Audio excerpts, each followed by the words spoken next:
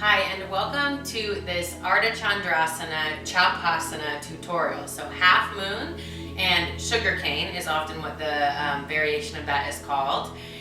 This is probably my favorite posture, if I'm being honest with you. So I'm really excited to walk you through it today. There are many different ways to take this posture, so I'm going to show you lots of options and variations and different ways of working your body into preparing for this posture.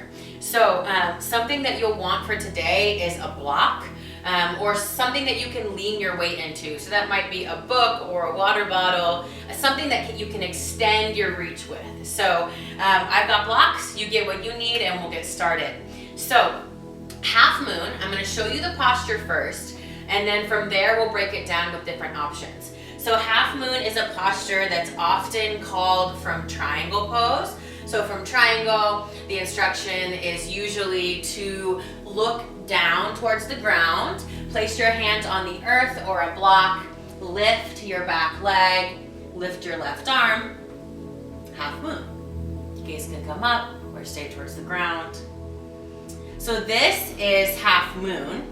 And then Chapasana or Sugarcane is the bound version of this pose. So that is reaching for the outside of the left or the top foot or ankle and then kicking up and back. Immediately my butt cramps in this posture, so if that happens to you, that's cool. This is a huge hip opener. So like for me, I practiced before this, but it was a short practice, my booty immediately cramped. So a good way to start and to practice this posture is to make your way onto your mat and first warm up the body or prepare the body in a side plank position. So your hand can be on a block or on the earth. I've got the right knee down here, and then left leg is out straight behind me, down on the earth. Left arm can come high. You can stay right here. This is the exact same shape as Ardha Chandrasana, as Half Moon. So this is a perfect posture as a substitute or to use as Half Moon. You can also lift the left leg. You can feel that on the outer hip. So this is option one. Option one is foot down. Option two is back foot up. You can stay here, or if you'd like to explore a shape similar to Chapasana, then you can bend. So this is one where the hamstring might cramp and the butt might cramp when you pull your left heel towards your butt. I find it helpful to come forward here. Instead of reaching straight back, sometimes my butt gets in the way or my thighs hit each other. Or not my thigh, my calf and my thigh. So you have the option of kind of curling into a ball here, getting a hold of the left foot, and then kicking up and back. It'll be extra wobbly if you have your bottom leg towards the back of your mat, but if you kick your bottom leg behind you and kickstand your back toes, it's really helpful. I'll show you actually on this side. So what I mean by that is, I'm a lot more wobbly when this foot, my left leg, is pointed towards the back of my mat, but if I swing my leg out and kickstand my left toes, there's a lot more stability there. So from behind, this looks like this, with the option to, of course, if there's discomfort in the shoulder, you can bring your top hand to your hip or your arm high. You can lift the right leg. See this right here, it's hard for me to reach because my booty and my calf and hamstring hit each other. So I come down a little bit further, get a hold of the foot first, then come up and back. Remember to flex both feet to be kind to your knees. And this might be something that doesn't work for you yet. The bind, holding onto the back leg, that can take some time. So you can play with that with a strap.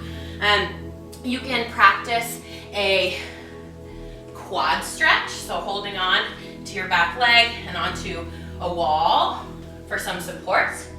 This can be difficult to get, so don't make yourself wrong about it if it's not working for you.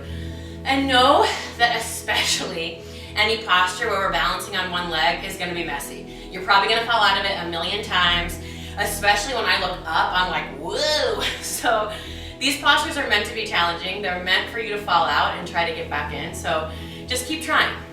So that's an option for variations of Chapasana. Half Moon or, no, Ardha Chandrasana, Half Moon, or Chapasana, Sugarcane from the earth.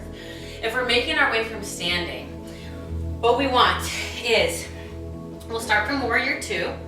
So left foot parallel with the back edge of your mat, or back leg, whichever way you're facing. Front toes pointing straight forward.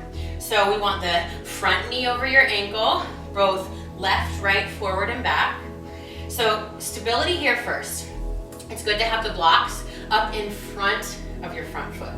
So as we straighten the right leg and send the left hip back for triangle pose, this is a posture where I typically already have a block or even two underneath my front hand. So this is what my triangle looks like.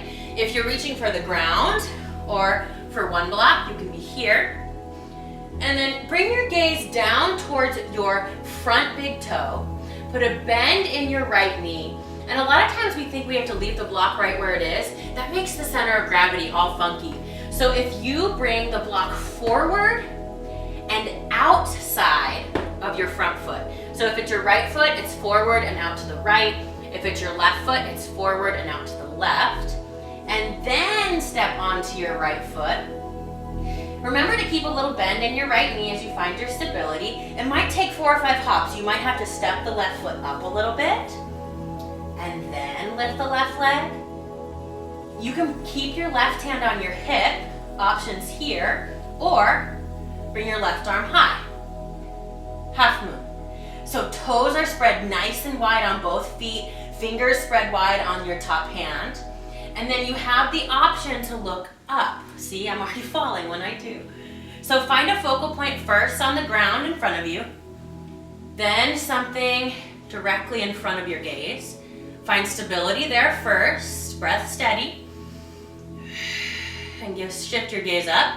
Find something else to look at and breathe. Gaze a little higher, maybe towards your top thumb. Only if it's okay with your neck. So, the fun part of Half Moon is that you'll fall out of it a million times, and it's fun to explore other shapes.